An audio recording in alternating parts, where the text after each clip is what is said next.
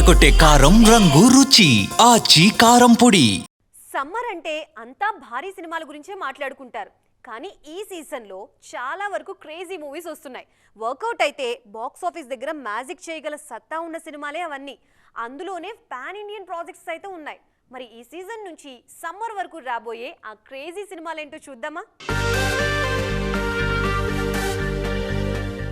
సంక్రాంతి సినిమాల హడావిడి తగ్గిన తర్వాత అందరూ పెద్ది, పారడైజ్, ఉస్తాద్ అంటూ మాట్లాడుకుంటున్నారు. కానీ కొందరు మీడియం రేంజ్ హీరోలు కూడా ఈ సీజన్ను క్యాష్ చేసుకోవాలని చూస్తున్నారు.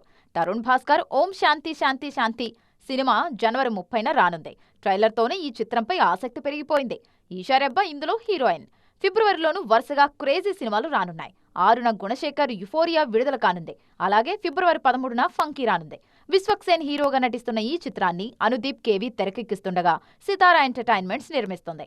అలాగే శ్రీ విష్ణు ఎంటర్టైనింగ్ సినిమా విష్ణు విన్యాసం కూడా ఫిబ్రవరిలోనే రానుంది. దీనిపై అంచనాలు బానే ఉన్నాయి. Adivi Sesh dacoit cinema pan Indian స్థాయిలో మార్చి 19న విడుదల కానుంది. శేష్ ట్రాక్ రికార్డ్ అద్భుతంగా ఉండటం డెకాయిడ్ కు కలిసొచ్చే విషయం. అలాగే కమిటీ కుర్రోళ్ల తర్వాత నిహారిక నిర్మిస్తున్న రాకాస సినిమా ఏప్రిల్ 3న విడుదల కానుంది. సంగీత్ శోభన్ ఇందులో హీరోగా నటిస్తున్నారు.